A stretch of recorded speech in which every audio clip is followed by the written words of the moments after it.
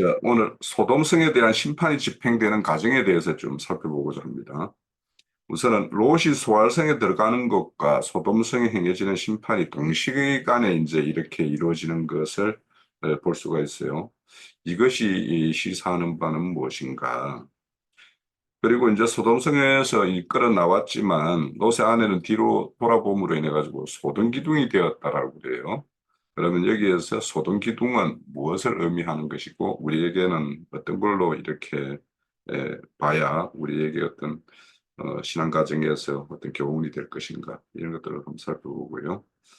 또 하나님이 아브라함을 생각하사 롯을 구조하는 성을 이렇게 엎으실 때에 그 아브라함을 보고 롯을 그 소돔성에서 이끌어냈다라고 이렇게 말씀을 해요.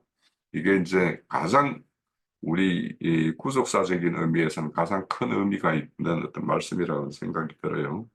그래서 이런 거와 관련해 가지고 우리가 한번 나눠봤으면 합니다. 자, 3번 주제에 대해서 한번 살펴보죠. 네, 시작을 할게요. 를 생각해 보려고 합니다. 일단 첫 번째 거는 그 롯이 소알에 들어갈 때 해가 돋았더라라고 얘기를 하는데, 롯이 소알에 들어갈 때 해가 돋았다라는 말이 지금 말이 안 맞는 부분이 있어요. 그래서 이게 영적 해석이 좀 필요하겠다라는 생각이 들었습니다. 분명히 이 해는 어, 롯이 그 해와 같은 그 천사가 지시한 그 산까지 올라가지 못했고, 실제로 그 롯이 소알에 들어갔는데 해가 돋았다? 이것은 말이 좀 안 맞아요. 두 번째로는, 두 번째로는 롯의 아내가 소금 기둥이 되었다라고 얘기를 하는데, 실제로는 이 롯의 아내가 아내가 소금 기둥이 되었다라는 것은 큰 성 바벨론 음력 교계가 되었다라는 걸 암시해주고 있습니다. 그리고 이유는 뭐를 생각할 수가 있냐면은 소금 바다에서는 어떠한 생물도 살기가 어렵다라는 것이 과학적으로도 증명이 되고 있습니다. 그러다 보니까 실제 그 사해바다 같은 경우를 죽음의 바다라고 얘기를 하고 있어요. 그래서 소금 기둥이 되었다라는 건, 여자가 결국 그 소금 기둥이 되었다라는 것은, 계시록의 큰 성 바벨론으로 되어서 어떠한 생명도 거기서 나올 수가 없다. 이걸 지금 암시하고 있는 것으로 보여집니다. 그 다음에 세 번째, 하나님이 아브라함을 생각하사 롯이 거주하는 성을 엎으시는 중에서, 어, 내보낸 일의 구속사적 의미라는 부분을 좀 생각해 보려고 하는데요. 하나님께서 우리가 이사야서를 공부를 하고 있지만은, 하나님께서는 그 아수르라는 몽둥이를 통해 가지고, 북이스라엘과 남유다를 멸망시키려 하였지만, 아수르가 하나님의 몽둥이라는 그 지위를 망각하고 자기 멋대로 행할 때 하나님께서 그 아수르라는 그 몽둥이를 갖다 이렇게 그 멸하시려고 합니다. 그때 보낸 선지자가 요나 선지자예요. 그래서 요나 선지자를 통해 가지고 그 아수르에 보내서 그들이 멸망이 될 것이다. 40일 뒤에 멸망이 될 것이다라는 걸 선포하게 만드십니다. 그러니까 하나님께서는 어떠한 그 가치 없는 그런 몽둥이를 썼다 할지라도 그 가운데서 한 생명이라도 구원시킬 자를 빼내신다. 이것이 하나님의 그 사랑과 은혜가 아닌가라는 생각을 해봅니다. 여기까지입니다. 그 3번에 첫 번째 그 꼭지에 롯이 소알성에 들어가는 것과 소돔성에 행하여지는 심판이 동시간에 일어난 것은 어떤 거를 시사하느냐 하는 것을 이제 물으셨는데, 소돔과 거모라 성의 그 심판을 영적으로 우리가 본다면 그것은 비진리로 가득한 그 성들의 그 비진리로 인한 그 음행과 호색, 그리고 이제 모든 육체의 소욕들로 이렇게 마귀의 죄성을 심판한 것이다 하고 우리가 이해를 할 수 있죠. 왜냐하면 그 사람들의 상태가 다 타락하고 이렇게 음행이 저기 하고 남자가 남자를 상대하는 그러한 음행도 있었거니와, 그래서 그것이 영적으로 우리가 저기를 한다면은 마귀가 소돔성을 심판을 한 거는 마귀가 심판을 받은 것이다 하는 것으로 우리가 볼 수가 있죠, 영적으로. 그리고 롯이 소알성에 들어갈 때에 해가 돋았다 하는 것은 이것이 동시에 같이 일어난 일이니까, 그렇게 해서 소돔성이 심판을 받으니까 롯은 빗비침을 받는 거죠. 말하자면 마귀가 심판을 받으니까 롯에게는, 롯에 있는 그 마귀가 심판을 받으니까 롯은 하나님을 향해서 볼 수 있는 그러한 눈이 열릴 수 있는 것이 아닌가. 그래서 이것은 곧 영적 전쟁을 시사한 것이 아니었나 하는 것으로 생각을 해봤습니다. 그리고 두 번째 꼭지에 소화성을 떠나서 산으로 가서 동굴로 거쳐서 살았다는 것은, 아니 그거는 4번이구나. 두 번째 꼭지는 롯의 아내가 뒤를 돌아보므로 소금기둥이 되었다는 의미는 했는데, 물론 예수님도 우리는 맛을 잘 내는 소금의 역할을 해야 된다 하고는 그런 말씀도 하셨지만은, 여기서는 이 롯의 아내가 소돔성의 미련과 아쉬움이 많이 남아있기 때문에 뒤를 돌아서 본 거잖아요.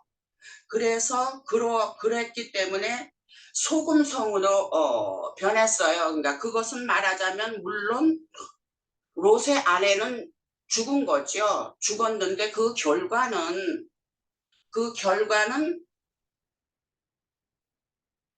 소금이라는 것은 많은 물에서 그냥 사그로 다 녹아지는 그러한 것이 소금이잖아요.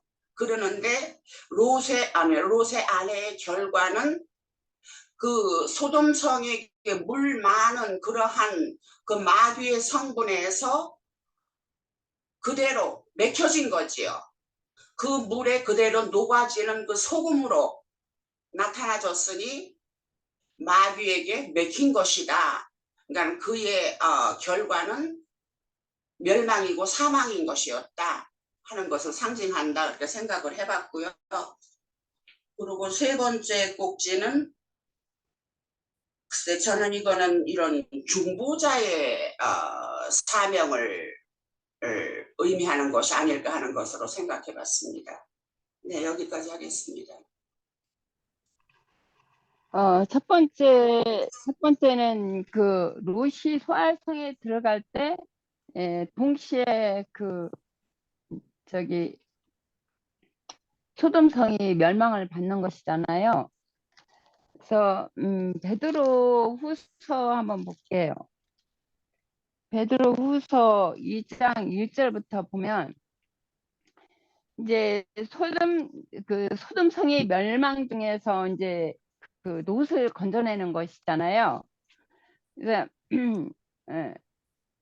베드로 후서 2장 1절부터 좀 길은데, 그러나 백성 가운데 또한 거짓 선지자들이 일어났나니 이와 같이 너희 중에서도 거짓 선생들이 있으리라.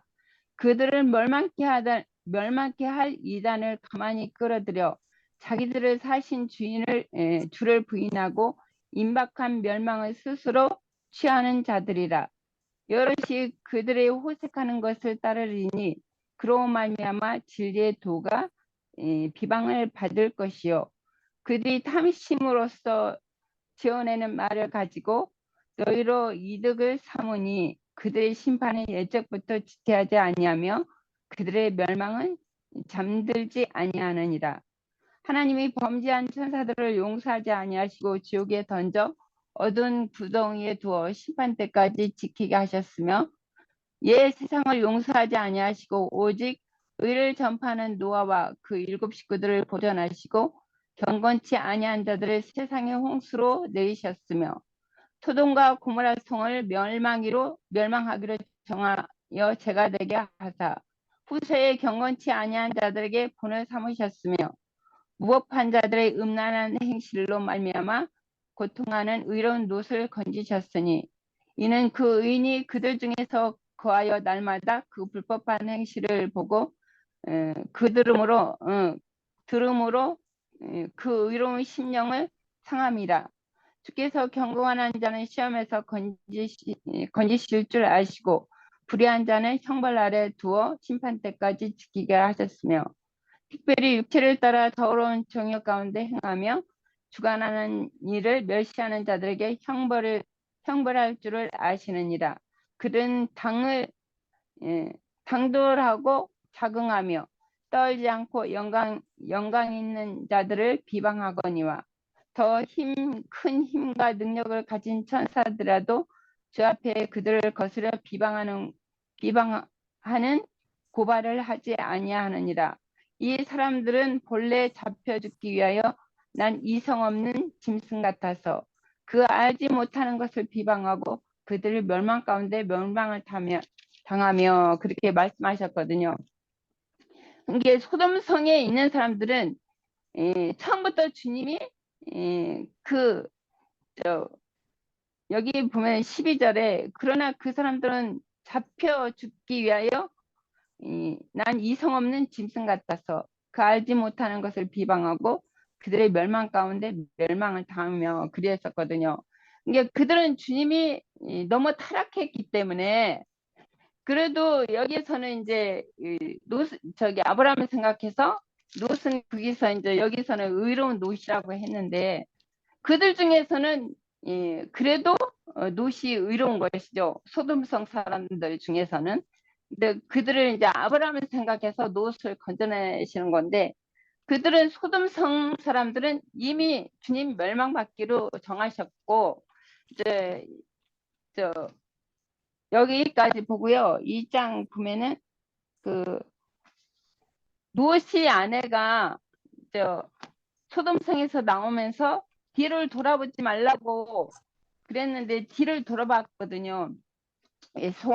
소금 기둥이 됐다고 그랬는데 그들이 이제 뭐냐면 그 주님이 말씀하신 대로 두 천사가 말한 대로 그 소알성으로 가야 되는데 그 뭔가 그 소돔성에 머물러 있던 그런 자기가 누리고 했던 무슨 이렇게 아쉬운 것이 많이 남아 있었던 것 같아요.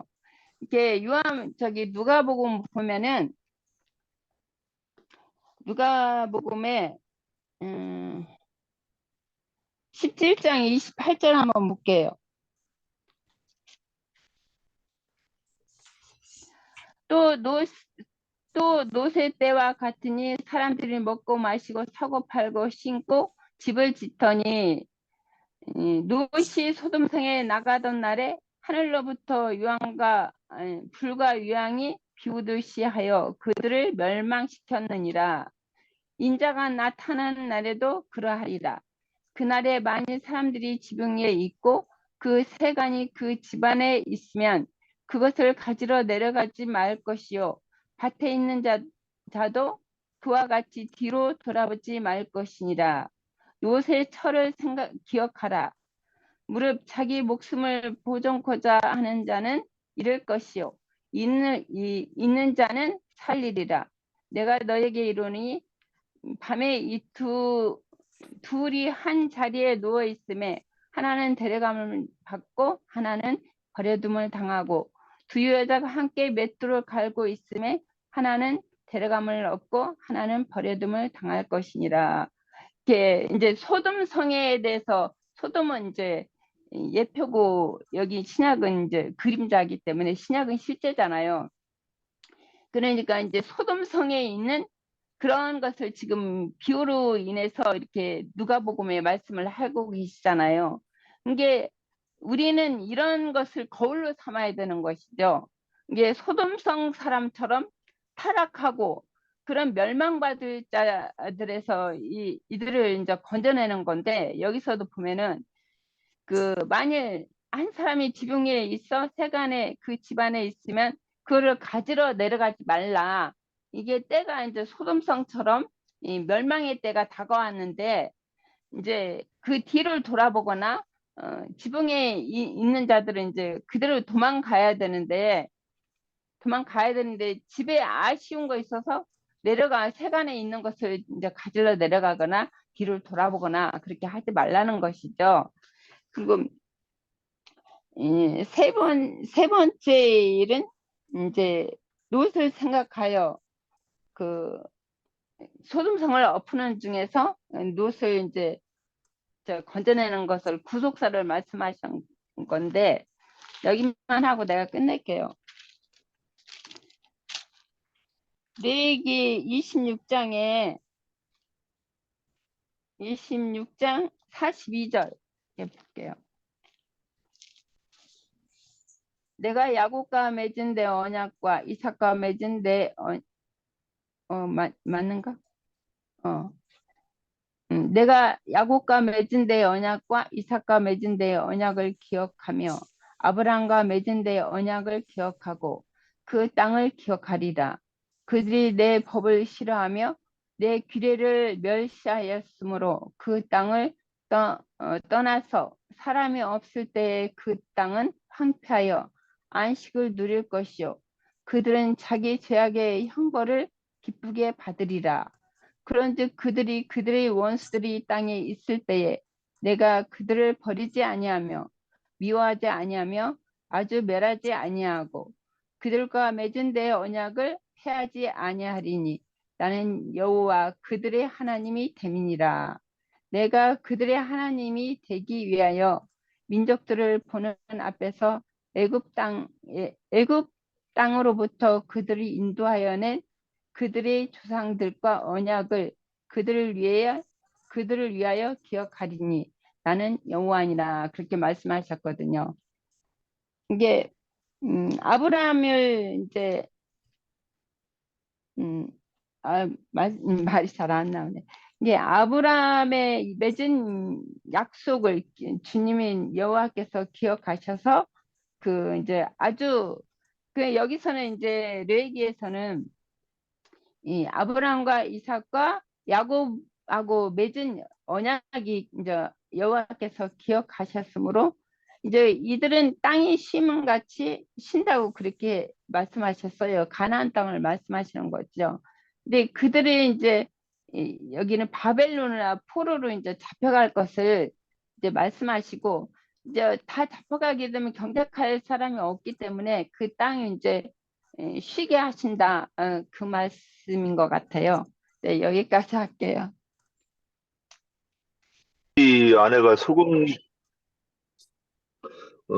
로시 아내가 첫 번째 소알성에 들어가는 것과 그 소돔성에 행해지는 심판이 동시간에 일어나는 것에 시사하는 바는 그랬는데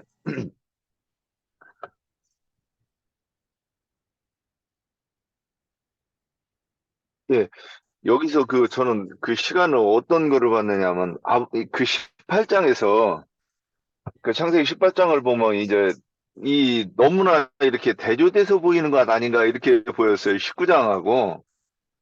이제 아브라함도에게 나타나는 시간이 있고 그 소돔성에 그 천사들이 들어가는 시간이 있어요.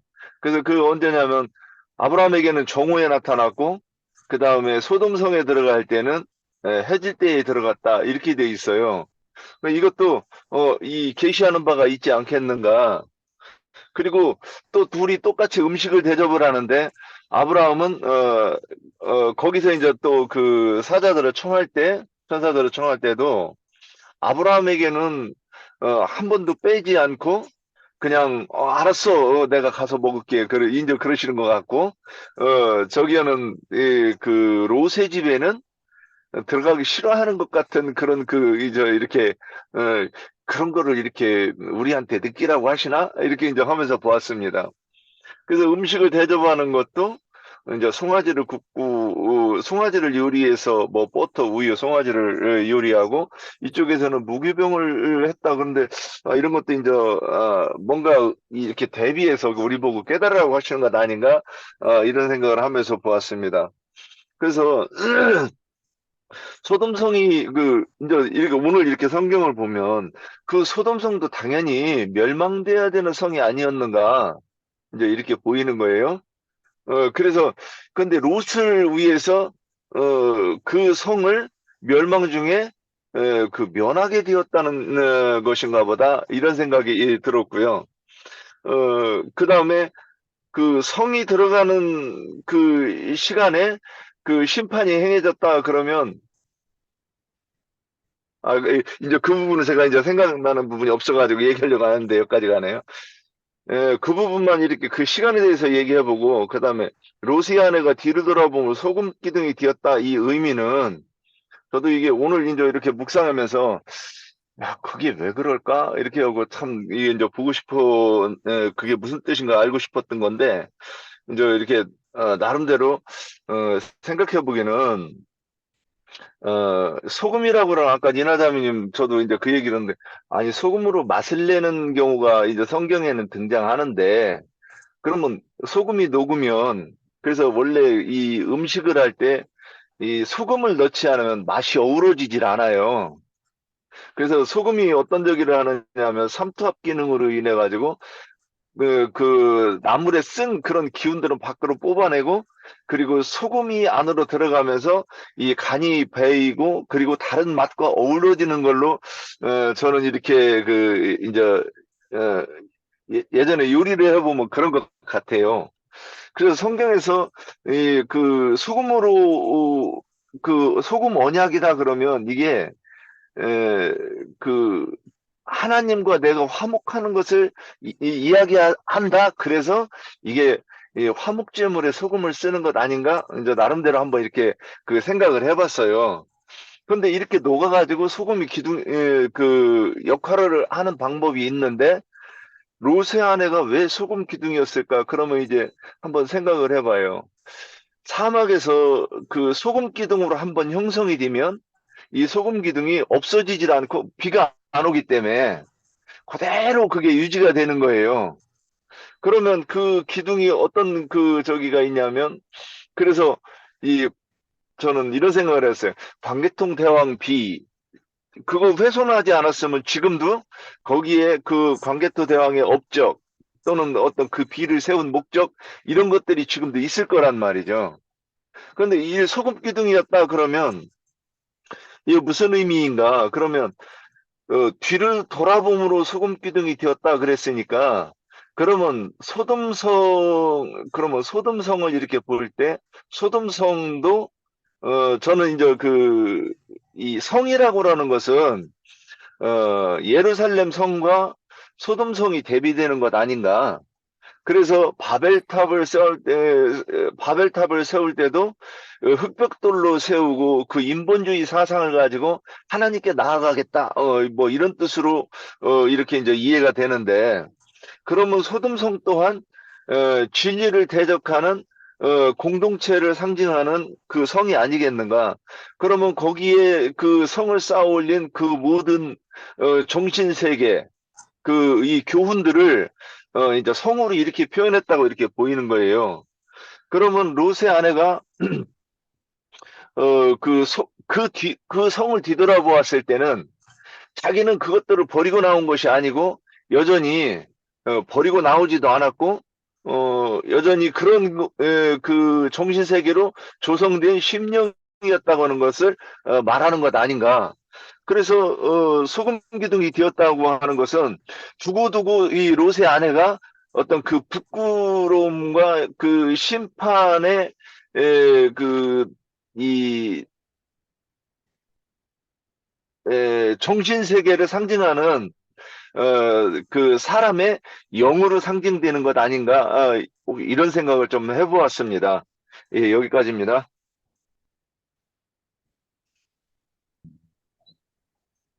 제가 정리한 걸 조금만 말씀드리고 마칠게요. 우선 이제 롯이 소활성에 들어가는 것과 소돔성이 이제 심판받는 것이 같은 시간대에 딱 이루어지는 것은 하나님의 어떤 구원의 완전성 뭐 이런 것들을 볼 수가 있겠죠. 그러니까 저는 이제 이 소활성을 들어가는 것을 영의 어떤 구속 그런 걸로 이제 이렇게 봐요. 그리고 이제 오늘 말씀에도 보면은 해가 돋았더라 하는 것이 이제 영의 구속받은 어떤 존재로서의 어떤 그런 롯의 어떤 것을 상징한다라고 이제 이렇게 보고 있어요. 그런데 이제 우리가 알다시피 그 롯의 딸린 두 딸 그리고 아내 또 사위될 자들도 이렇게 이끌어내기를 원했지만 그들이 이제 거부함으로 인해서 그들은 이제 소활성과 함께 소돔성과 함께 심판을 받는 상징으로 그 사위들이 이렇게 표상으로 등장하는 것이고 그래서 이제 그 아브라함과 그 18장에서 보면 소돔성의 의인의 수를 두고 이렇게 막 이렇게 40명이면 뭐 30명이면 뭐 이렇게 나오는데 실질적으로 소돔성에 이렇게 의인으로서 구원받을 자들은 롯과 그 두 딸, 그렇게 되고, 그리고 이제, 부인 같은 경우도 이제 이 소돔성의 어떤 심판으로부터는 이제 이렇게 이미 벗어났지만, 그러니까 영의 구속을 받고도 하나님의 어떤 심판을 받을 자들이 있을 수 있다라는 거예요. 그러니까 어째 보면 이제 롯의 부인 같은 경우에는 아주 이 부끄러운 구원의 어떤 그런 상징으로 봐야 되는 거 아닌가 이런 생각을 하게 돼요. 그래서 가장 이제 중요한 것은 하나님은 하나님의 어떤 구속할 자들을 다 구속한 이후에 이렇게 심판을 행하시는 어떤 모습을 이제 이렇게 볼 수가 있고, 어, 또 하나님의 어떤 구속의 어떤 사건이 한 가정, 한 집, 이런 어떤 단위를 이렇게 굉장히 이렇게 중시하는 것을 우리가 알 수가 있어요. 그래서 노아의 어떤 홍수 심판도 노아의 어떤 그 가족들이 전체가 이제 이렇게 구원을 받는 것과 오늘도 롯의 가족들이 이렇게 구원을 받는 것. 물론 이제 뒤에 말씀에 이제 그 아브라함을 생각해서 이렇게 구원하셨다라는 말은 결국에는 아브라함이 이 하나님에 속한 사람으로 하나님과 이런 어떤 롯과의 어떤 사이에 중보하는 어떤 중보자, 어떤 제사장의 어떤 직무를 이렇게 담당하는 어떤 그런 것이기 때문에 우리의 온전한 어떤 그 대제사장, 예수님의 어떤 완전한 어떤 구속, 이런 것들을 우리의 어떤 롯이 이렇게 구원받는 모습과 우리가 예수님으로 인해서 이렇게 중보받아서 이렇게 구원받는 것, 이런 것들을 우리의 어떤 구원의 가장 기본되는 어떤 그런 근거가 여기에서 이제 우리가 읽을 수가 있기 때문에 우리가 하나님의 그의 어떤 중보를 받는 자인가 아닌가, 그러니까 아브라함의 중보를 받음으로 롯이 이렇게 구원을 받는 거와 마찬가지로 우리는 예수님의 어떤 온전한 중보를 받음으로 인해서 이런 어떤 심판으로부터 완전히 해방받을 수 있는 그런 것이라는 것을 우리가 이제 명확하게 이제 알 수가 있다라고 생각이 들어요. 그리고 이제 롯의 아내가 이게 소금 기둥이 되는 거는 좀 많이 이제 생각해 볼 필요가 있는데 이제 그 롯의 어떤 부인 같은 경우에는 이렇게 생사가 이렇게 달려있는 긴박한 상황에서도 그 소돔성에서 자기가 누렸던 것에 대한 것을 이렇게 미련을 버리지 못하는 어떤 대표적인 어떤 그런 표상이죠. 그런데 왜 여기에서 이제 소금 기둥이라고 이렇게 심판을 이렇게 냈을까 할 때 저는 이제 소금과 기둥을 좀 나눠서 봐야 된다는 생각이 들어요. 그러니까 기둥이라는 것은 뭔가 드러내서 누구라도 바라볼 수 있는 어떤 그런 걸로서 이렇게 드러내기 위해서 하나님의 어떤 무슨 본보기로서 이렇게 드러내기 위한 것이 이제 기둥이라면 왜 소금일까? 그래서 이제 우리 그 소금 같은 경우에는 우리 마태복음도 있지만 소금이란 것은 짠맛을 잃을 수가 없어요. 그런데 이제 거기에 저 마태복음 5장에 보면 너희가 짠맛을 잃으면 길에 버리워져 무사람에게 이렇게 밟힐 것이다. 이런 말씀은 실질적으로 참 이스라엘이 너희들이 하나님의 어떤 속한 백성이라면 너희의 어떤 하나님의 속한 그 정체성을 잃어버릴 수가 없는 것인데 너희들은 잃어버렸다라는 것을 오히려 이제 예수님은 반어적으로 이렇게 말씀을 하시는 거고. 근데 이제 소금은 그래서 이렇게 변함없는, 그래서 소금 언약이다 뭐 이런 말씀도 하고 이렇게 하는 거죠. 변함없는 것을 상징하는데 여기서는 반대예요. 오히려 롯의 부인 같은 경우에는 이제 여기에는 말씀을 어떤 것을 적용할 수 있는가 하면 새술은 새 부대에 담는다라는 말이 오히려 여기에는 합당한데 롯과 그 소돔성에서 탈출했으면 그 모든 것들을 다 소돔성의 거는 다 일소하고 다 잊어버리고 새롭게 소알성에 들어갔으면 소알성에서의 어떤 그런 것으로 이렇게 새 출발을 해야 되는 것인데 결국에는 이 소금과 같이 그런 어떤 소금의 어떤 좋은 부분을 들어서 이렇게 다른 어떤 말씀에는 좋은 부분을 이렇게 비유로 한다라면 롯의 부인 같은 경우는 자기의 어떤 그 소돔성의 어떤 자기가 이렇게 조성되어 있는 그런 것들을 버리지 못하는 오히려 그래서 버리지 못함으로 인해서 오히려 책망받는 이런 상징으로 오히려 이제 소금 기둥으로 이렇게 상징했다라는 생각을 저는 이제 하게 됐어요. 그래서 우리가 사람이 하나님으로부터 뭔가 이렇게 새로운 어떤 생명을 받았고 새로운 환경이 조성되었고 이렇게 했다라면 이게 변해야 되는데 그 과거에 묶여 있고 과거에 집착되어 있고 그런 것들을 소금의 어떤 그 변함없는 어떤 그런 어떤 것들을 들어서 이렇게 말씀을 하고 있는 것이 아닌가 이런 생각을 하고 이제 기둥이라고 하는 것은 아까는 말씀드렸듯이 하나님은 늘 이렇게 심판이나 이런 걸 행할 때 샘플로 이렇게 보여줘요. 그 민수기 16장에 보면은 이제 고라의 일당과 이렇게 함께 했던 그 250인들이 향로를 들고 나오라 해가지고 그들을 이제 심판하면서 그 향로를 다 이렇게 뭡니까 이렇게 철판을 만들어 가지고 노재단에 어떤 덮개로 이렇게 세움으로 인해 가지고 그 철판을 볼 때마다 고라에 함께 했던 그 250인이 이렇게 심판받는 것들 이런 것들을 이렇게 우리에게 보여주는 어떤 그 샘플로 삼듯이 이렇게 기둥이라는 것을 통해서 우리에게 이렇게 보여주는 어떤 그런 것이다.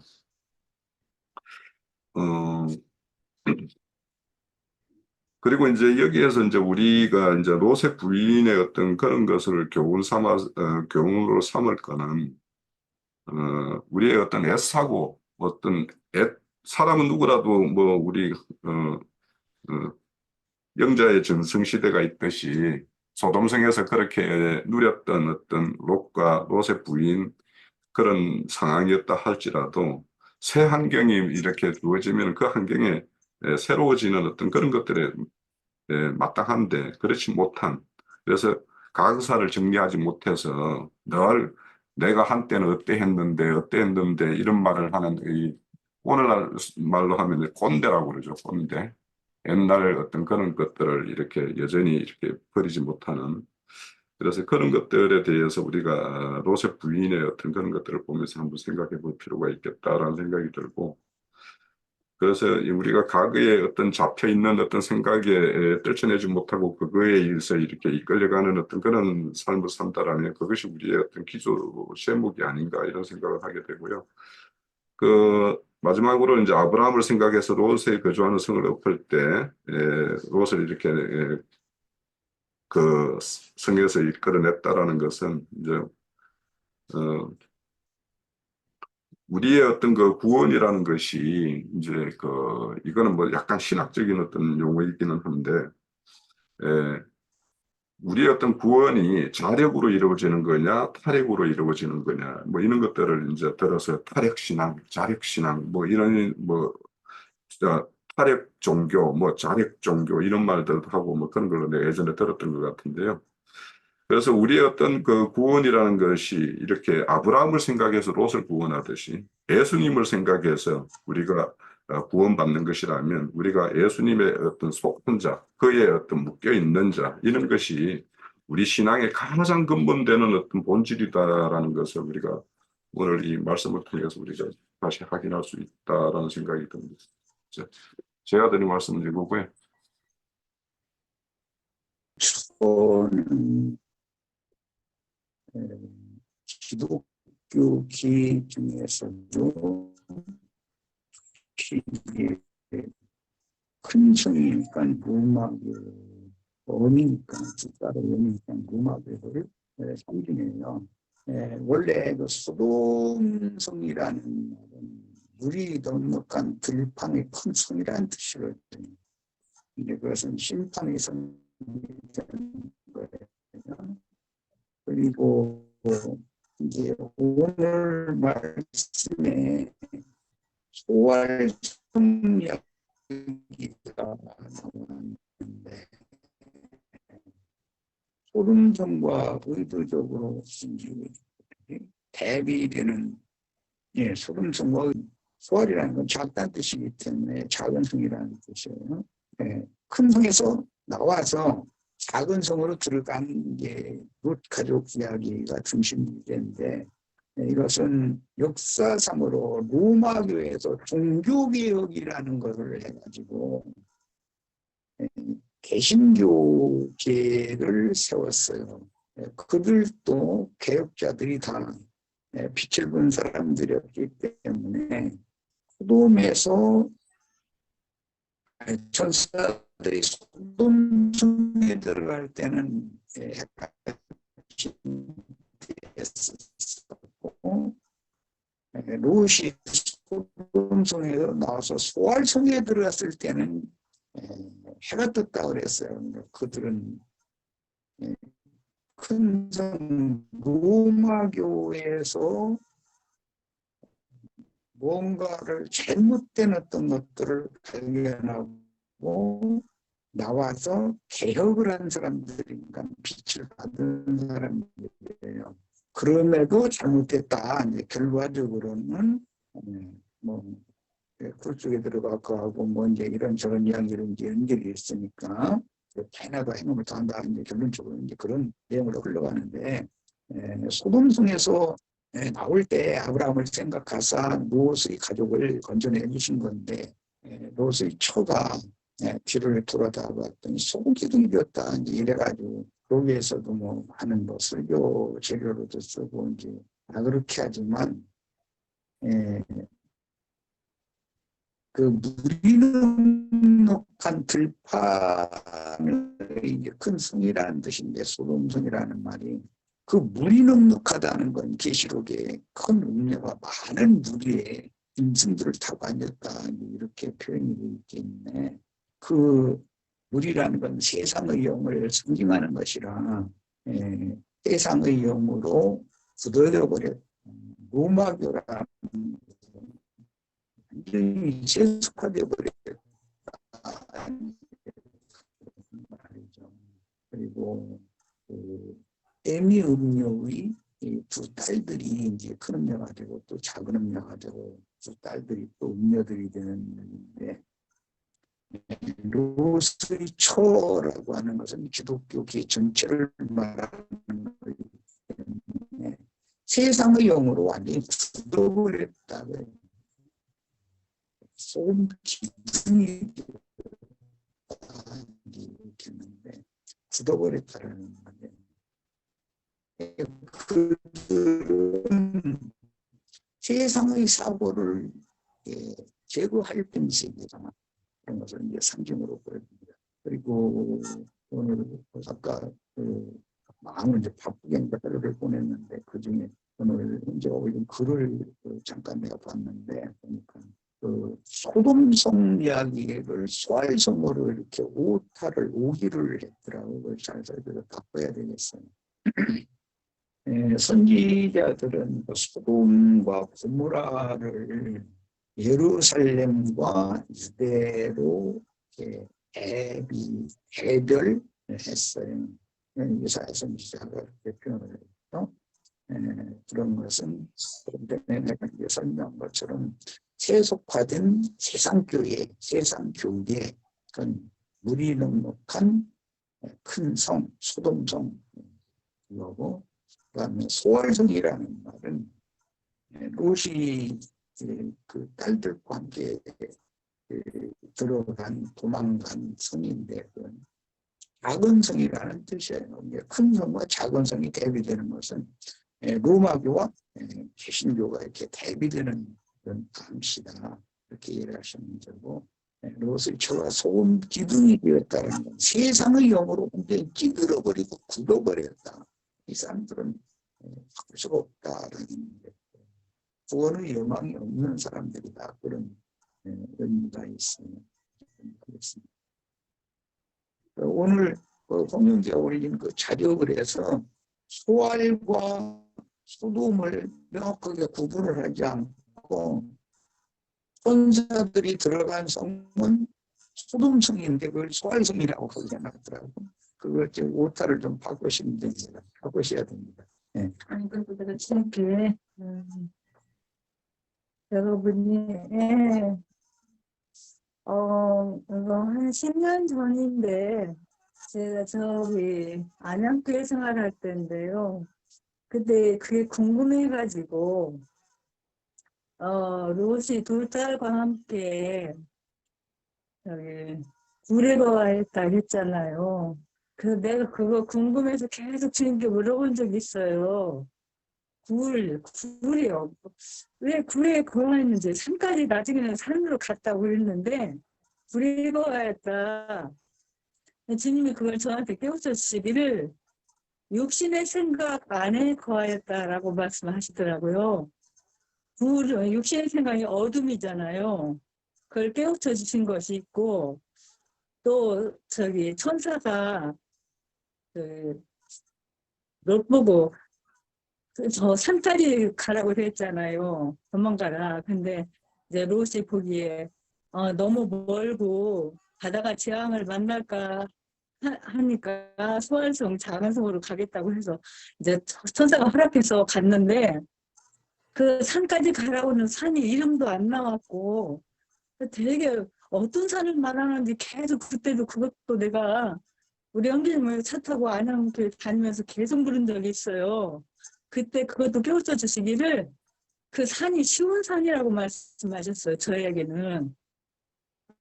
그런 게 이제 영적으로는 이제 그렇게, 그건 분명히 주님이, 내가 그냥 애들 뭐 사탕 사달라고 졸려듯이 날마다 그 산 이름도 없고, 그때 이제 저기 모세한테는 호렙산 이런 것도 산 이름을 지었지만 그냥 산까지 가라고 하니까 이제 롯이 보기 너무 멀고 가기가 두렵고 재앙을 만날까 싶으니까, 소알성은 작은 성이니까 거기로 들어가면 자기들이 안전할 것 같아서 그런데 불안했던가 봐요. 그러니까 어떤 산을 갔는지는 모르겠어. 소알성에서 나와서 산까지 갔는데 굴에 거하였다고 했잖아. 그래서 근데 그 산은 저기 높은 산에 교회지만 저한테는 저기 쉬운 산이라고 말씀하시고, 굴은 육신의 생각 안에 거하였다, 어둠 안에 거하였다, 그걸 깨우치신 것을 그냥 주님 깨우쳐 주신 거니까, 한마디 얘기하고 싶었어요. 예. 자, 금방 자매님이 말씀 주신 거는 이제 4번 문제 있을 것 같아요. 자, 4번 간단하게 다루고 마치도록 하죠. 4번은 소알성을 떠나 산으로 가서 동굴에 거처를 삼고 이렇게 머물며 롯이 두 딸과 벌이는 일에 대해서 이제 상고해 보고자 하는데요. 첫 번째, 넉넉한 물이 있는 소알성에서 생명을 보존받았죠, 롯이. 그런데 왜 거기가 갑자기 두려운 곳이 되어가지고 이제 거기를 떠나게 되었을까라는 것과, 이제 소활성을 떠나서 산으로 가서 이제 간다고 가다가 중간 동굴을 만나는 모양이죠. 동굴의 거처를 삼았다라는 것은 무엇을 상징하는 건가? 이거하고 그리고 마지막으로 이제 롯의 두 딸의 그 동굴에서 롯이 두 딸을 통해서 후손을 얻는 것은 무엇을 이렇게 보여주고자 하는 것인가? 그리고 롯의 두 딸에 대한 이름은 적시하지 않고 롯의 딸이라고만 하지 이제 딸의 이름이 등장하지 않죠. 근데 두 딸이 낳은 아들에 대한 이제 이름을 이렇게 기록을 하고 있어요. 이거는 또 왜 하나님이 이렇게 표현을 할까? 그리고 후속사적으로 두 딸이 낳은 모압과 암몬이 이 하나님의 어떤 후속사의 어떤 의미를 가지며 어떤 것을 보여주고자 이 후손들을 이렇게 낳게 하셨는가 이런 거에 대해서 한번 살펴보죠. 그래, 자, 이건 지금 녹화 뜨지 마시고요. 첫 번째 그 4번 바로 원래 여기가 소돔과 고모라 때 당시에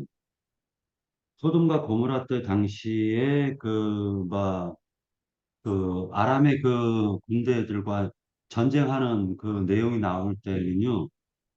그 소알에 있는 왕의 이름이 나옵니다. 근데 그 이제 몇 절인지는 정확하게 못 찾겠는데 소알 성이 작다고 해도 거기에 왕이 있었다라는 거예요. 그래서 소돔과 고모라와 아드마와 뭐 무슨 연합군 때의 그 전쟁 때에 실제로 그 소알도 참가를 했고 거기에 왕이 있었습니다. 그 왕의 이름 정확하게 모르겠는데 어찌됐건 이 창세기 소알 14장에 나오는 네 14장에 창세기 14장 네 월왕 14장에서 엘람 예 엘람이라는 왕이 있었어요. 그런데 이제 여기서 그 롯이 두려움을 느꼈다라고 얘기를 하고 그 다음에 산으로 갔다라고 얘기를 합니다. 그런데 실질적으로 이때 당시에 그 롯과 두 딸이 가야 될 산이라는 곳은 지금 하나님이 거하시는 아브라함과 그의 시설들이 있는 그쪽이 바로 영적인 산이걸랑요. 근데 지금 이 롯이 산으로 가긴 갔는데 그 산이 하나님이 거하지 않는 산이라는 거는 확실한 것 같아요. 그러다 보니까 그 생명을 지키려고 동굴로 들어갔다라고 지금 얘기하고 있습니다. 그러니까 지금 그 롯이 그 소알에서 산으로 그 피신을 한 것은 그 소알성에서도 어떤 생명의 위협을 느꼈다라는 걸 알 수가 있고요. 그 다음에 두 번째 소활성을 떠나서 산으로 가서 동굴을 거처로 삼았다는 것은 무엇을 상징하고 있는가라는 이 부분에 대해서는 실제로 그 동굴이라고 얘기를 하고 있지만은 그 플라톤의 동굴의 비유라는 말도 있어요. 그래서 세상 철학적 개념에서도 사람이 동굴 속에 갇혀 있다라는 것은 관념에 사로잡혀 있다라는 어떤 그러니까 틀이나 관념에 사로잡힌 걸 얘기할 수가 있습니다. 다시 얘기해가지고 하나님의 깊으심과 넓으심, 그 광대하심을 어떤 그 관념 속에 하나님을 가둬놓는 그 상태가 바로 동굴 상태라고 저는 개인적으로 생각을 합니다. 그 다음에 그 세 번째 그 동굴에서 롯의 두 딸을 통해서 그 후손을 두는 것은 무엇을 보여주고 있는가라는 이 부분에 대해서는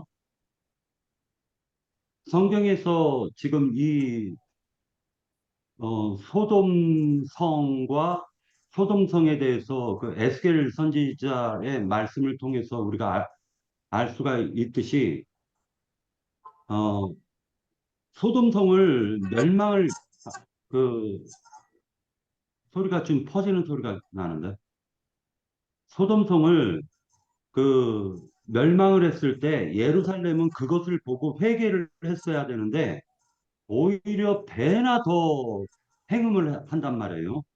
그러니까 결국에는 영적으로 하면은 북이스라엘과 남유다가 소돔이 낳은 두 딸이었다라는 거예요. 모압과 암몬이라는 그 두 아들은 실제로는 하나님이 그 택한 이스라엘 백성이 북이스라엘에서, 아니, 그러니까 이스라엘 백성들이 하나님이 그 택정한 백성들이었음에도 불구하고 그들이 타락을 하니까 결국 성경의 선지자들은 그들을 소돔성과 소알성으로 비교를 하고 있다라는 걸 알 수가 있어요. 그래서 어, 실제로 에스겔 선지자 에스겔 선지자가 16장에서 얘기하기를 너가 어렸을 때 너를 갖다 업어서 길렀는데 커가지고 너가 행음을 한다라는 걸 얘기를 하면서 그를 그 야단을 쳤음에도 불구하고 그 윤유다는 회개치 않더라는 걸 얘기해주고 있어요. 그러니까 결국에 알고 보면은 그러면서 소돔에 대해서 얘기를 해주고 있걸랑요.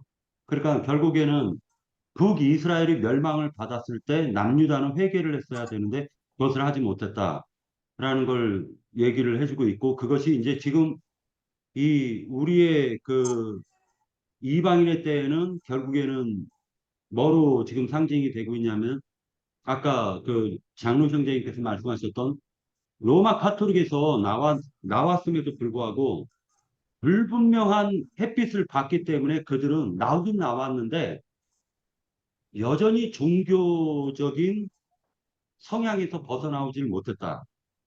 그러니까 몸만 나왔을 뿐이지 그 사상은 그대로 로마 카톨릭의 예정론과 무천년설과 그다음에 우리를 그대로 가지고 나온 거지.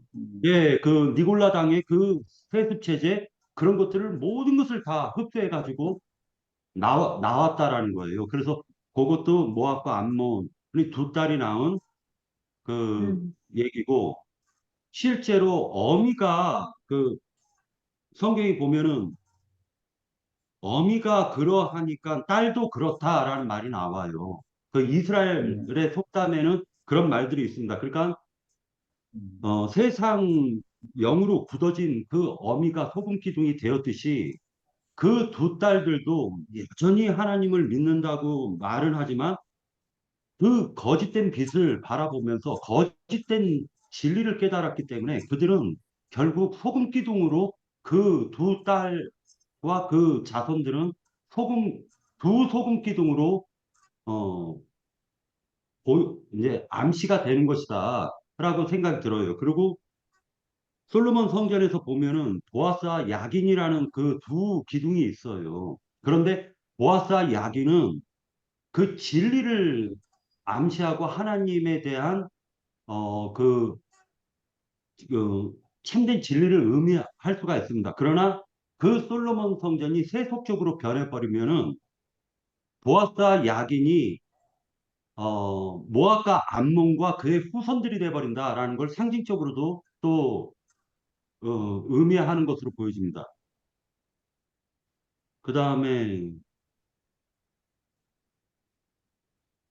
여기까지 하겠습니다. 네.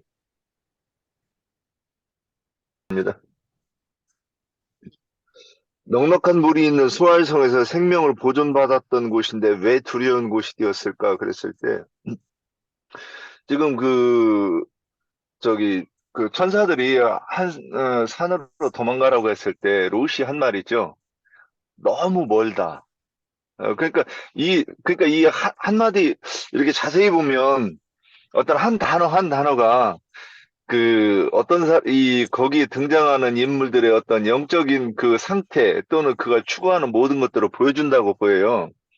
근데 이 너무 멀다고 하는 표현을 이 출애굽기에서 이스라엘 백성 모세가 우리가 나가서 하나님께 광야에 가서 제사를 드리겠습니다 그랬을 때 애굽왕 바로가 하는 말이 뭡니까? 너무 멀리 가지 마 이렇게 얘기를 해요. 근데 어떤 경우에는 나한테는 너무 멀리 가는 것은 결국 이 불법의 세계를 떠나 진리의 세계로 가는 것을 지금 얘기한다고 보이고, 오늘 소활성에서 이 롯이 그 산은 너무 멀다고 얘기하는 거는 자기가 진리하고 너무 먼 거리를 지금 얘기한다고 보이는 거예요. 근데 여기서도 그 성이 소알성에서 두려움을 느꼈다. 이 얘기는 뭐냐면 자기가 보기에도 이 소돔성하고는 거리가 너무 가깝다고 지금 이제 느끼는 거예요.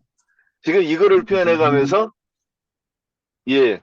그래서 내가 여기 있으면 아직도 저 심판에서 안전하게 떨어진 거리가 아니다. 이제 그렇게 해가지고 떠나서 어디로 갔는가? 산으로 갔어요. 근데 아까 박경진 님도 얘기했지만은 성경에서는 한 산이 있고 또 산들이 있어요. 높은 산, 산들 이렇게 대비된다고 보입니다. 그럼 높은 산이라고 그러는 것은 진리가 선포되는 교회고 산들이라고 하는 것은 세속된 교회를 얘기하는 것 아닌가. 근데 그 산의 뒤에 산들의 뒤에 있는 그 산에 들어가서 굴 속에 들어갔다 하면 이제 거기서도 또 이제 계시하는 바가 있죠. 굴이라고 그러는 것은 짐승의 거처를 상징하는 거고 집이라고 그러는 것은 사람의 거처란 말이죠. 그러면 굴과 집이 뭐가 다른가? 집이라고 그러는 것은 제일 중요한 게 출입문도 있겠지만 창문을 통해서 빛이 들어온다는 거죠. 그런데 짐승의 거처는 빛이 차단되는 거예요. 이것도 뭐냐면 롯과 그 두 딸들이 거하는 정신세계가 어디인가를 계시하는 것이 아닌가 이렇게 보여주고 있습니다. 그래서 또 동굴에서 롯이 두 딸을 통해서 후손을 거두는 것은 무엇을 보여주는가? 이것도 어떤 거리에 대해 이 거리를 이렇게 표현할 수 있지 않는가 싶어요. 성경에서 보면 이름을 적은 모든 여인들은 어딘가를 떠나서 또 누구한테 가는 걸로 이렇게 표현이 돼요. 그래서 아브라함의 아내 또는 그 이삭의 아내는 밧단아람을 떠나서 자기 참 남편을 찾아가는 어떤 신앙의 여정으로 보이지 않는가. 그러면 여기서 두 딸도 내가 신앙생활은 애굽에서 이제 나오는 걸로 시작했고 광야에서 나왔지만 결국에는 요단강을 건너가기까지 어떤 신앙의 여정이 멈추지 않아야 되는데 광야에서 멈추어 가지고 거기가 여기가 내가 머물 곳이고 여기에 있어야만 하나님을 섬긴다고는 그런 정신을 가지고 그 아버지를 안 떠나고 여전히 그 어둠 속에 있는 그 신앙을 추구해서 이제 그 다음 문제로 넘어갑니다. 두 딸의 이름을 적시하지 않고 두 딸이 낳은 아들의 이름을 밝히는 이유는 무엇인가로 넘어가는데 그런 아들을 낳으려고 했던 거죠. 이 두 여자는. 그래서 그런 아들을 낳았는데 그 아들이 모압과 암몬인데 암몬의 이름은 내 백성의 아들 이런 뜻이 있어요. 그러면 그 내 백성의 아들 그러면 광야의 그 후손들이라고 하는 그 의미를 적용하는 것인가 저는 이제 이런 생각을 하면서 이렇게 봤어요. 그런데 이 두 아들이 하는 짓이 뭐냐면 이스라엘 백성들을 멸망하게 하려고 하고 가나안 땅에 못 들어가게 하는 일을 하잖아요. 이들이 하는 일이. 그래서 신약 성경에서 천국문을 가로막는 서기관과 바리새인들의 역할이 이 모압과 암몬의 역할이고 오늘날도 그 신부와 목사들로 성직자라고 해가지고 하는 그들로 지금 이 표현된 것이 이 모압과 암몬이 아니겠는가 요렇게 좀 보였습니다. 예, 여기까지 하겠습니다. 첫 번째 꼭지에 질문에 넉넉한 물이 있는 소활성에서 생명을 보존받았던 것인데 왜 그곳이 왜 두려운 곳이 됐고 또 거기를 떠난 것인가 하는 그런 질문이겠죠. 그러는데 우리가 롯과 그의 가족들을 이렇게 지켜볼 것 같으면 천사가 맨 처음에 여기는 이러저러해서 심판을 할 거다 하는 그런 저기를 들었어도 천사로부터 그런 소식을 들었어도 바로 거기서 떠나려고 하는 그런 것이 없었지요. 왜냐하면 머뭇머뭇하고 저기를 해서 천사가 그 두 딸과 아내를 다 이렇게 끄집어내야 되는 그러한 상황이었어요. 근데 그랬는데 그러니까는 그만큼 소돔성에 대한 미련과 거기가 좋았던 거죠. 이제 그랬는데 그렇게 막상 하나님의 심판이 그래서 그것은 무엇을 또 우리가 짐작을 할 수 있냐면은 롯이 천사의 말을 전적으로 다 믿지 않았다는 것을 우리가 또 왜냐하면은 그 사위들도 그거를 믿지 않고 웃었다고 저기 한 것처럼 롯 역시도 100% 다 천사의 말을 믿은 것은 아니었던 것으로 봐지는 것이 산으로 도망을 가라고 했는데 자기가 막상 그 일을 닥치고 보니까 이 천사가 하는 말이 맞는구나 하는 것을 그때 이제 직시를 하면서 두려움과 그런 놀람에 있어서 하나님의 그 심판에 하는 일에 놀람이 있어 갖고서는 멀리 가는 것은 이 롯한테는 너무 힘겨운 일인 것이고 가까운 소알성에 가서 자기 몸을 숨기고자 하는 그러한 두려움이 롯에 있지 않았었을까 하는 생각이 드는 거예요. 그랬기 때문에 그것을 자기가 선택을 해서 천사에게 거기를 가겠다고 했는데 일이 이렇게 진행이 되고 심판이 진행이 되는 것을 보니까는 모든 것이 하나님이 하시는 일이 이것이 정작 천사의 말대로 다 이렇게 되는구나 하는 그런 어떠한 그 믿음이 조금 더 상승이 된 말하자면 정말로 천사가 하는 말이 하나님께서 하실 일을 한 것이 사실이구나 하는 것을 알았던 그런 저기로 해서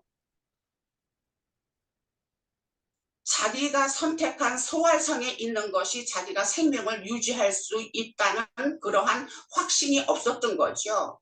그랬기 때문에 천사가 한 말이 믿어지는 거야. 그래서 천사가 지시한 산으로 가서 거기에서 자기의 생명을 보존을 하려고 산으로 갔던 것이 아니었나. 그래서 소활성은 자기가 선택한 것이고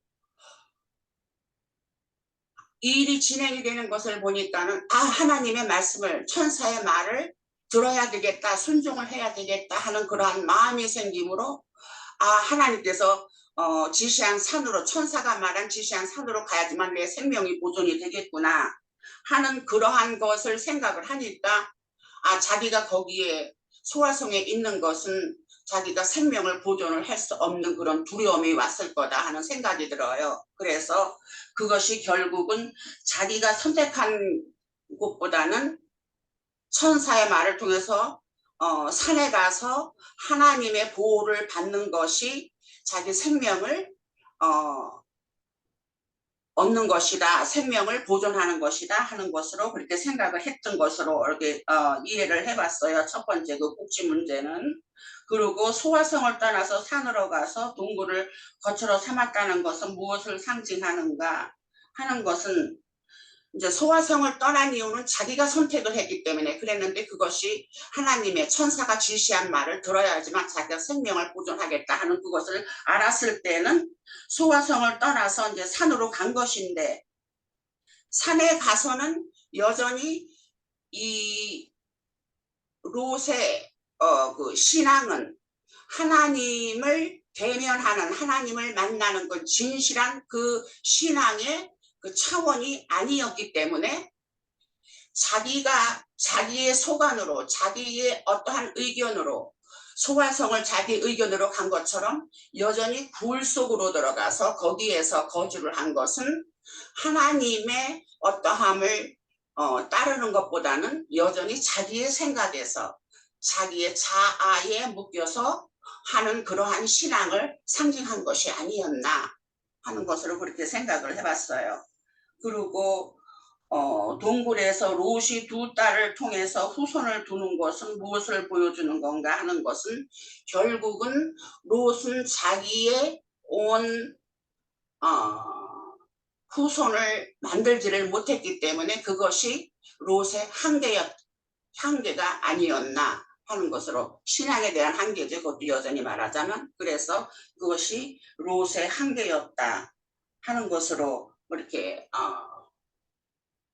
자기 안에서 묶여서 하는 신앙생활, 그동안에 아브라함을 따라서 그 우르에서 떠날 때는 하나님의 경험과 그런 것을 옆에서 아브라함이 하는 것을 구경을 하고도 봤기 때문에 하나님을 자기는 좀 안다 하는 그러한 어떠한 그 교만도 있지 않았나 하는 것도 볼 수 있고, 그래서 소돔성에 가서 그 선생 노릇을 하려고 하고 성문 앞에 앉아서 그 가르치려고 하는 그러한 교만성을 또 나타낸 것이 아니었나 하는 것이 그 롯의 그 신앙 수준이었다 하는 것으로 이렇게 생각을 해봤습니다. 네, 여기까지 하겠습니다. 할게요.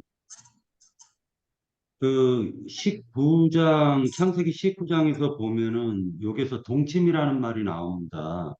이 동침이라는 말이 성경에서 얘기하시는 알게 되다 이 말이 아니라, 지금 찾아봤는데 샤카브라고 해가지고 간간하다, 눕다 이런 뜻이 있어요. 그러니까 다시 얘기해서 이 번역을 정확하게 하면은 똑같은 단어 스트롱 남바인데, 창세기 19장 35절을 같이 한번 보도록 하겠습니다. 35절. 그 밤에도 그들이 아버지에게 술을 마시게 하고 작은 딸이 일어나 아버지와 동침했다라는 이 단어가 그 다음 말에 그러나 아버지는 그 딸이 눕고 일어나는 것을 깨닫지 못했다. 그러니까 눕다라는 스트롱 남바와 같은 남바예요. 그러니까 결국 이것은 샤카브라고 해가지고 야다, 알게 되다라는 그 스트롱 남바 그 3045번하고는 다른 남바인데 똑같이 한국말로 동침으로 번역을 했기 때문에 요 부분도 참고 좀 알아뒀으면 좋겠다라는 생각을 했고요. 두 번째로는 이제 형제님께서 말씀하셨던 것처럼 얘기했던 것처럼 그러면 사람은 두 가지로 동침이 가능하다라는 걸 이제 깨달을 수가 있습니다. 하나님의 말씀을 말하자면 얼굴을 대면하여 똑바로 보듯이 그 야다 알게 되는 것이 있고, 그렇게 됐을 경우에는 그 사람은 하나님과 더불어서 하나님이 알려주신 그 계시만큼 그렇게 그 사람의 삶과 행위가 바뀌어지는 것은 맞는 것 같습니다. 그런데 샤카브, 다시 얘기해서 강제로 강간한 상태, 이걸 동침으로 똑같이 번역을 했으니까 이렇게 알게 되는 경우에는 실제로 모압과 암몬, 즉 자기가 안다, 밝히 본다, 또는 자기는 구원을 받았다, 이렇게 그 구원파식으로 그 구원을 받았다라고 이렇게 알게 하는 것은 결국 희한한 자손들 모압과 암몬을 낳은 결과물이 되었다라는 것도 생각해 볼 수 있지 않을까, 그런 생각을 해봅니다. 우선 앞서서 우리 노got 부인이 그 소금 기둥이 되었다라는 것을 그 주님이 오셔가지고 우리에게 주신 말씀이 하나 있거든요. 그 누가복음 17장, 아까 이게 자매님 읽었는가 모르겠는데 그 31절 32절에 보면, 누가복음 17장입니다. 125페이지인데 제 성경으로는, 그날에 만일 사람이 지붕 위에 있고 그의 세간이 그 집 안에 있으면 그것을 가지러 내려가지 말 것이요 밭에 있는 자도 그와 같이 뒤로 돌이키지 말 것이니라. 롯의 처를 기억하라, 이렇게 말씀이 있어요. 그러니까 롯의 처라는 것은 결국에는 우리가 이제 민수기에 보면은 42여정을 이렇게 거치게 되는데, 그 지나온 여정들을 어떤 관점으로 볼 것인가, 거기를 떠나왔으니 참 다행이다라고 볼 것인가? 아니면은 내가 예전에 저기 뭐 때 했는데 거기에 뭘 두었는데 뭐 이런 미련으로 볼 것인가? 이런 것들을 한번 생각해 봐야 될 것 같고. 그러니까 뭔가 그 집을 떠났는데 그러면 그것을 세간을 가지고 온다라는 것은 우리 이제 신앙 여정으로 보면은 우리가 여러 교회를 거쳐서 이제 오늘에 이르렀을 것인데 그때 예전에 어떤 교회에서 하던 어떤 그런 행습들 중에서 우리가 잘 간직해야 될 것도 있을 거예요. 분명히 있지만 버려야 될 것도 있을 텐데 그런 것들을 이렇게 버리지 못하는 어떤 그런 것이 롯의 어떤 처의 어떤 입장인 것 같고, 요거보다 또 이제 그 히브리서 10장 38절 39절에 보면 신약성경 365면입니다. 거기 보면 나의 의인은 믿음으로 말미암아 살리라. 또 뒤로 물러가면 내 마음이 그를 기뻐하지 아니하리라 하셨느니라. 우리는 뒤로 물러가 멸망할 자가 아니요 오직 영혼의 구원함을 이루는 믿음을 가진 자니라. 이렇게 이야기해요.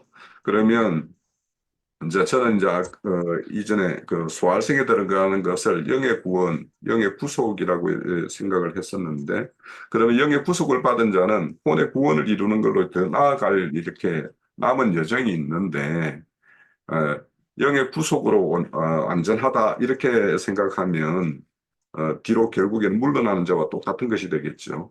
그래서 그런 것을 한번 생각을 해보면 그 롯의 부인에 대한 어떤 우리에게 주시는 말씀의 어떤 이해를 가질 수 있을 것 같고, 그 소알성을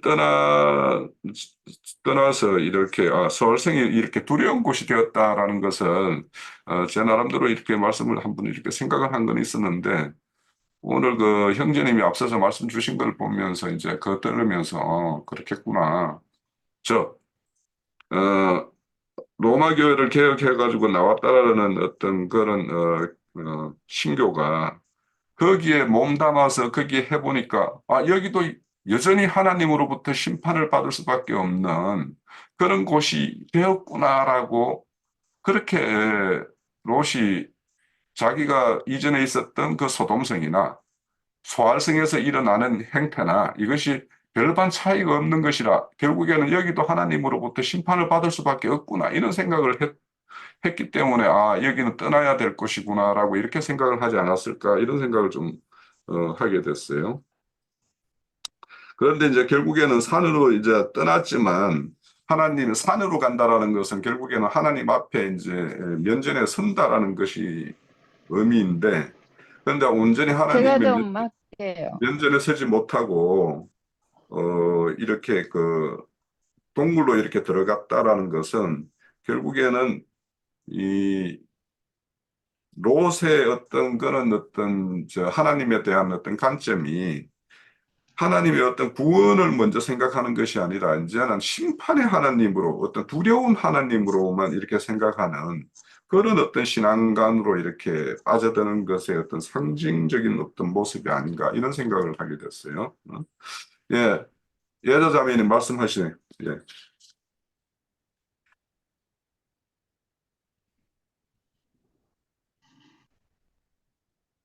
형제님도 약간씩 끊기네요. 근데 그 4번에 1번, 4번에 1번. 예? 들려요? 네, 말씀하세요. 뭐야? 예, 예. 네, 저기 물이 넉넉한 것을 이제 그 롯이 택했잖아요. 소돔성을. 이게 여기 창세기 13장에 보면은 이에 롯이 눈을 들어 유단 지역을 바라본즉 소알까지 온 땅이 물이 넉넉하니 여호와께서 소돔과 고모라를 멸하기 전이었으므로 여호와의 동산 같고 애굽 땅과 같았더라. 그러므로 롯이 유단 온 지역을 택하고 동으로 옮기니 그들이 서로 떠난지라. 아브라함이 가나안 땅에 거주하고 롯과 그 지역의 도시들도 머무르며 그 장막을 옮겨 소돔까지 이르렀더라. 소돔 사람들은 여호와 앞에 악하며 큰 죄인이었더라. 이게 그 롯이 그 아브라함을 떠나서 이제 아브라함이 너 우하면 나는 좌하고 좌하면은 우할 것이다. 이제 그렇게 택하라고 했을 때 소돔성을 바라보니까 하나님의 에덴 동산 같고 그게 이제 애국가도 같았더라.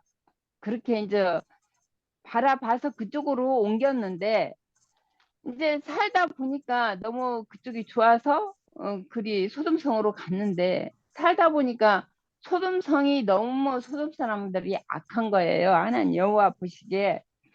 그러니까 나중에는 이제 거기 소돔성은 남색하는 자다. 남색하는 자들이다. 그렇게 이제 그 여기에 말씀에도 내가 적어놓은 게 있는데 이 소돔 사람은 여호와 앞에 악하며 큰 죄인이었더라. 그게 그 유업을 좀 느꼈던 것 같아요. 처음에는 그리 좋아서 이게 하나님의 동산 같고 애국가도 같아서 그를 택해서 그쪽에서 이제 살게 됐는데 살다 보니까 이제 너무 그 사람들이 남색을 하고 너무 악하게 여호와 보시기에는 너무 악하기 때문에 에, 나중에 유업을 느낀 것 같아요. 그러니까 우리 그 지금 종교 생활도 그렇잖아요. 처음에는 우리도 또 종교 생활에 세상에서 뭐 근심 걱정 없고 거기 가면은 뭐 축복도 준다고 하니까 이제 종교로 갔다가 너무 거기에서 좋아요. 종교 생활이 너무 좋고 그런데 이제 있다 보니까 뭐 헌금은 또 뭐 이것 내라 저것 내라 뭐 세상에 땅에 축복을 주고 하늘에 축복을 준다고 그렇게 목사들이 그렇게 하지만 나중에는 실망하고 도로 나오게 되잖아요. 그런 것처럼 롯도 처음에는 좋아서 그렇게 택했는데 이제 갈수록 그 소돔성 사람들이 너무 악하기 때문에 그 위협을 느끼지 않았나. 예, 그렇게 생각하고 있어요. 여기까지 할게요. 예, 제가 좀 더 계속 이어갈게요. 우선 그래서 그 롯의 어떤 그런 신앙이 하나님의 어떤 그런 평강의 하나님보다는 심판의 하나님으로 이렇게 인식이 되는 어떤 그런 롯의 어떤 신앙의 어떤 왜곡 이런 것이 일어나는 어떤 모습이 산으로 온전히 가지 못하고 동굴로 이렇게 피신하듯 이렇게 하는 것이 아닌가. 그래서 이제 동굴은 이제 참빛이 없는 어떤 그 종교계 오히려 그 10년의 바다로도 이제 이렇게 표현되기도 하는데 그런 곳에서 이제 두 딸과 이렇게 해서 이 후손을 얻게 되는데 이것은 이제 사람의 뜻에서 난 그 민족 그러니까 신앙도 사람의 뜻에서 이렇게 비롯되어서 난 어떤 그런 신앙들이 있을 거 아닙니까? 그래서 그런 것들이 이제 대표적으로 이제 우리가 흔히 말하는 이제 종교 이런 거라고 이제 볼 수 있는데 그런 자들의 어떤 후손을 이렇게 상징하는 것이 바로 이 롯과 두 딸을 통해서 일어나는 그 후손을 이렇게 상징하는 걸로 보여요. 그리고 이제 롯의 두 딸의 이름은 적시하지 않고 그 아들의 이름을 이렇게 적시하는 것은 이제 저는 이걸 보면서 이 나무와 열매의 어떤 관계, 나무의 어떤 본질을 평가하는 거는 그 열매를 보고 이제 주님도 이제 열매를 보고 이제 판단하고 알 수 있다라고 이제 말씀을 해요. 그래서 나무의 어떤 존재는 열매에 있기 때문에 그래서 그 열매에 대한 것을 이제 평가한다라는 차원에서 이 두 아들에 대한 이름을 두고 그 아들에 의해서 의미는 이렇게 평가받는 것이다. 그래서 이제 이거와 관련돼서 이제 말씀해 보면 누가복음 7장 그 35절에 보면 지혜는 자기의 모든 자녀로 인하여 옳다함을 얻느니라 이렇게 말씀을 해요.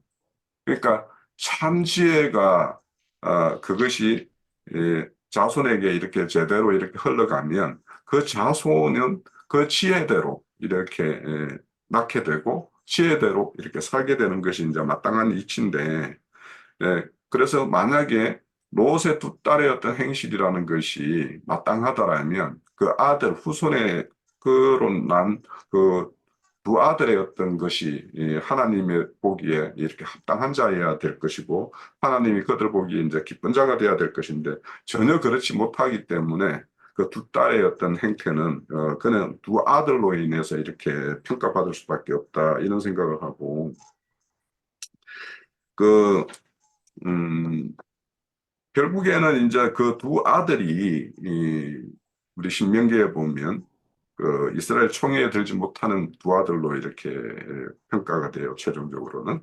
그런데 그 총회에 들지 못하는 이유가 형제의 애를 다하지 못하는 어떤 그런 표상으로 모압과 암몬으로 이렇게 등장하는데 그 대표적으로 이제 보면 그 바알보올 사건이 있죠. 결국에는 이스라엘의 어떤 민족이 이렇게 가나안 땅으로 행진을 할 때, 나아갈 때 중간에 이렇게 우상에 이렇게 젖어들게끔 하는 그 사건이 이제 바알보올 사건이었고 그 바알보올 사건으로 인해 가지고 많은 생명을 잃게 되는 어떤 그런 것을 이제 우리에게 보여주죠. 그래서 바알보올 사건과 같이 이 모압과 암몬은 그런 일을 행하는 자, 그래서 걸려 넘어지게 하는 자, 하나님의 속한 자들을 이렇게 미혹하고 그 믿음으로부터 떨어지게 하는 자, 그런 것의 어떤 포상으로 모압과 암몬을 이렇게 등장시켜서 우리 어떤 구속사 과정에서 하나님의 온전한 대로 나아가는 어떤 족속과 또 오히려 그것을 이렇게 방해하고 형제의 어떤 애를 다하지 못하는 그런 어떤 것. 그래서 오늘날 보면은 이제 참 진리를 추구하는 교회들을 보고 뭐 이단 정죄를 한다라는 것 이런 것들이 결국에는 이제 바알보올 사건과 같은 그런 일을 이렇게 행하는 것과 똑같은 일이니까 그래서 그런 것들이 그러니까 모압과 암몬은 오늘날로 보면 어떤 종교계의 어떤 대표적인 모습이 모압과 암몬의 어떤 모습으로 이렇게 비춰지는 것이 아닌가 이런 생각을 했습니다. 자, 제가 정리한 말씀 부탁드리고요. 예, 내가 잠깐만 이 배터리가 다 떨어져 그러니까 또 충전기도 안 가지고 왔는데 잠깐 하고서 저기 나가야 되겠네 나는. 에, 롯의 딸들에 관한 이야기가 성경에는 여자가 남자를 주관하거나 가르치지 말라고 되어 있어요. 롯의 딸들이 그 아버지 남자 아비를 오히려 술을 마시게 해가지고 취하게 만들어 가지고 이제 이상한 행동을 한 것인데 그 자녀들이 선지자들이 말하는 음녀의 자식들, 이 무녀의 자식들, 무녀라는 것은 무당뜻하는 그런 복술자들이라는 말이거든요. 이런 것이 여자가 남자를 주관하는 그런 해도 엊그제 우리 대표적으로 불과 얼마 전에 여자가 아무나 만나면 강간하려고 그러잖아. 여자도 강간할 수가 있는 것이거든. 그런 경우를 말하는 거예요. 그러니까 우리는 교회 생활이라는 것이 얼마나 엄중한가를 하나님이 세운 질서라는 것이 얼마나 엄연한가를 알아야 돼요. 또 딸이 뭐 따라주는 술이라고 홀짝거리고 다 이제 문자대로 자면 그거 다 마시고 취해가지고 딸들이 그 여자가 남자를 이렇게 가르치고 주관하는 그런 거에 대해서도 아무 분별력이 없는 그 롯의 상태를 볼 때 그건 교회의 인도자로서는 자격이 조금 없는 거예요. 한 가정으로 와도 가장으로서 자격이 없는 사람이잖아요. 이런 걸 또 명심해서 보시고 대표적으로 엊그제 우리 잘 경험했어요.